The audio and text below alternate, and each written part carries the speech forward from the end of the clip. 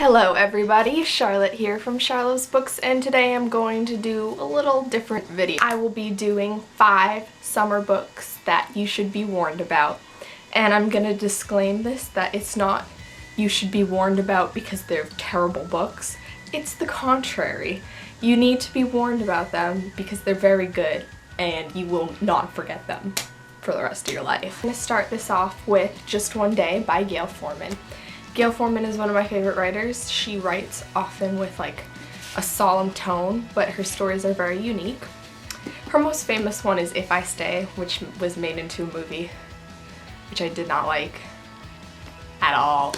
In this book, a girl named Allison goes on a Europe trip with her friend, and then she sort of becomes entangled with a Dutch actor named Willem.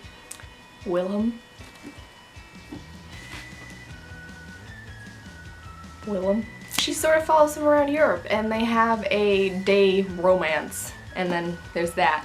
And I'm saying warning because angst, because it sort of ends unsettled. There is a companion novel which is from Willem's point of view, which I liked just as well, but Gayle Forman's writing always has that solemn tone that I mentioned, and if you're not aware of it, or if you are aware of it, it's always unsettling. I'm really good at adjectives. I highly recommend this book. This is a 5-star rating for me, and I love Gayle Forman's writing, and I love this book, and I like it more than If I Stay. The next one is My Life After Now by Jessica Verdi. I bought this book at Barnes & Noble because it's pretty.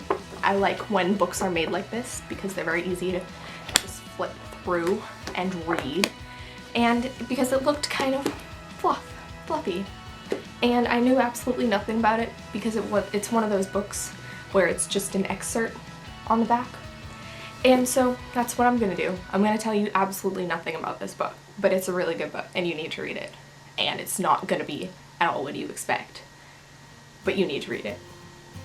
Did I sell you? It's a 5-star rating for me again.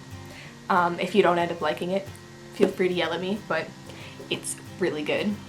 And Jessica Verdi, after I posted my review on Goodreads, because I read this like over a year ago, I think she either commented or something or tweeted, and it was like, she's really nice. She's a really nice author.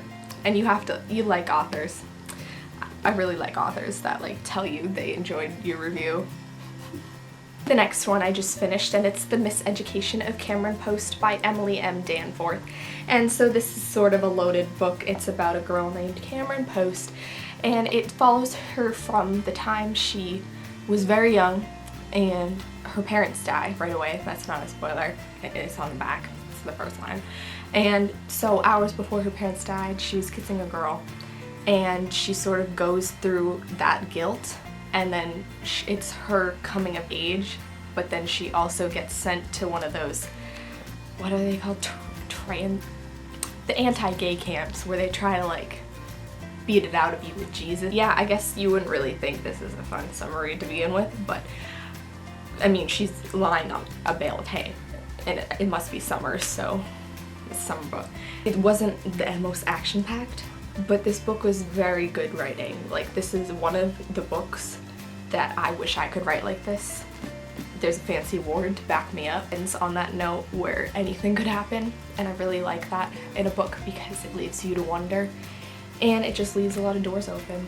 So I guess you should be warned about this because it's not what you think. It's really good, and I like it better than any of David Leviathan's books. The next one is Aristotle and Dante Discover the Secrets of the Universe by Benjamin Elier-Saunders. I took French. That's not an excuse. That's not an excuse, Charlotte. Oh, like one of my favorite books of all time now. This is 5 out of 5 stars.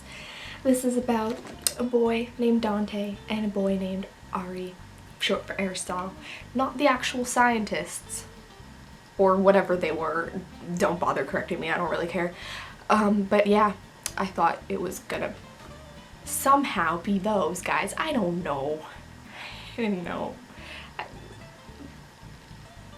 I don't know. It's a great book. I love this book so much.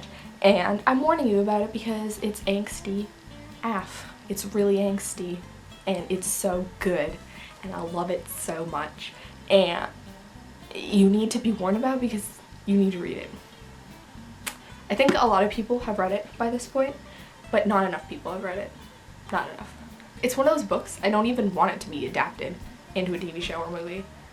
I don't want that to happen. I want it to stay in book form forever. This book is the mother of all warning books.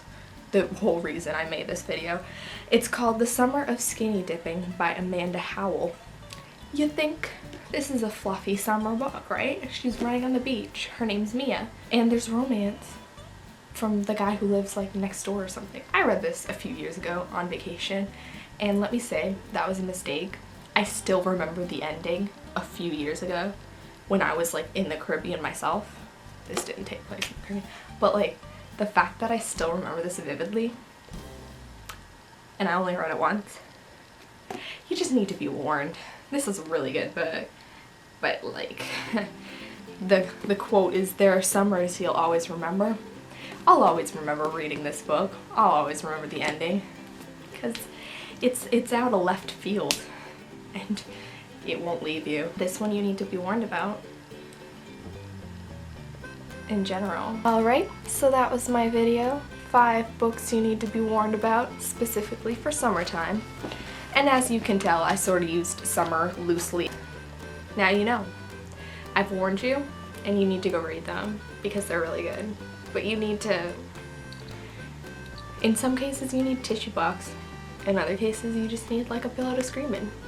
So, thanks for watching. Please subscribe. And yeah. Bye! I'm gonna jump right into it with If I Stay by Gayle Forman. Just kidding. This is not that book.